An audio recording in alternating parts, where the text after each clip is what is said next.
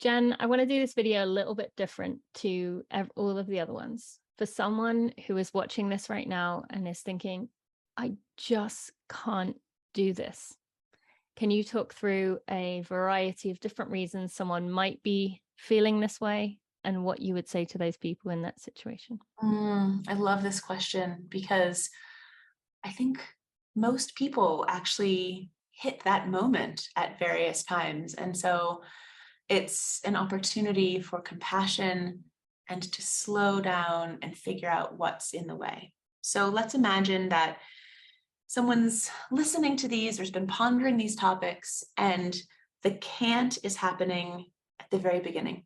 They're in the midst of pretty routine behaviors around movement and food rules, and just the very idea of making the first step feels impossible. I have so much compassion for that.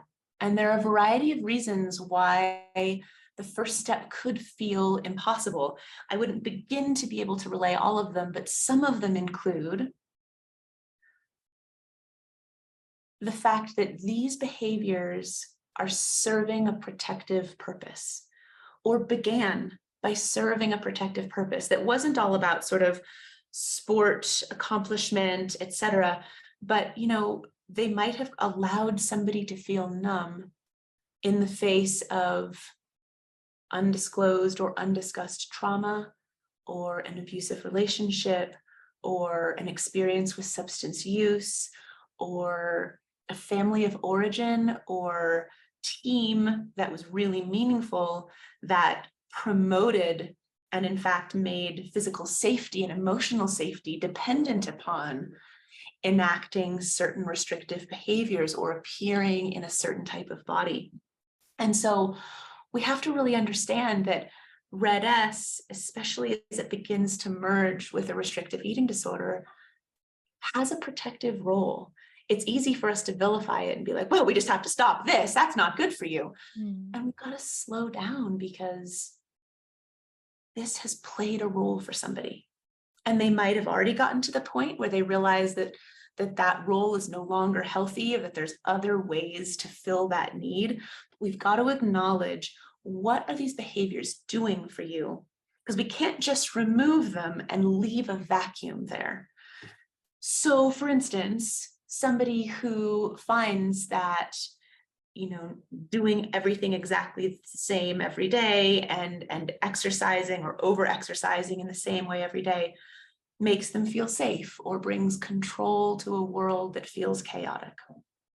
I might say in that situation that actually a starved brain, again, doesn't matter what body type it is, and an underfueled brain views the world as extra chaotic, because that's how we are as animals.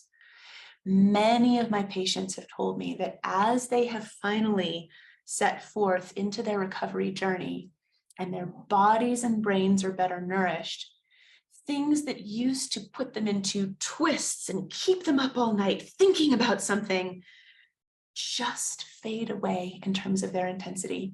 And their highly self-critical voice that was like, you said that wrong, you did that wrong, you're such a disappointment, where only the restriction could kind of focus it, those fade away too, because a starved brain is a really rigid, anxious brain for the most part. So to a certain extent, the feeling of chaos when you're in those behaviors is in part born of the restrictive behaviors themselves and the way that your brain responds. So you can have hope that it will get better. There are, however, situations in which there's real danger and chaos around you, and this food and movement thing is the only thing you can control. These are the moments when you really come back to, what are my core values? What are my core goals? There are plenty of people who cannot escape a dreadful, dangerous, abusive situation. But sometimes a situation that feels inescapable can have outlets if you can trust in one or two safe people and begin to change the situation itself. It's probable that if you're in an abusive relationship, for instance, it's going to be very hard to change the way you care for yourself within that. So to the extent that it can be made safe, it may be time to really get out. And that has to be the priority before you ask more of yourself. So the degree to which you can gather trusted people, maybe trusted people you pay, like a therapist, maybe trusted friends, teammates, coach around you, to acknowledge the toxicity of what's happening and how it's keeping you sick, and to change that fundamental situation, that may allow you to start to make change. Another reason it can be incredibly hard to start is if you've got severe OCD that's been untreated. OCD will tell you that if you didn't do it yesterday, you're not allowed to do it today. So if I didn't eat snack yesterday, clearly I can't have that today. If I did that extra blank number of minutes of workout yesterday, I have to do it today as well.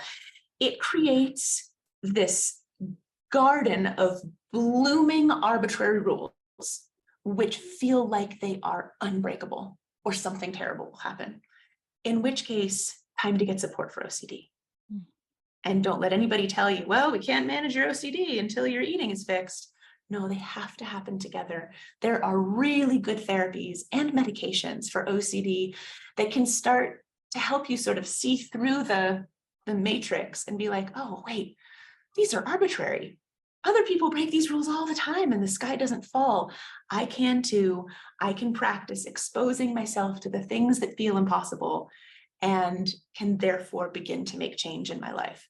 Sometimes people need to have PTSD work that's specifically done before they can make change as well. So that might mean beginning therapy.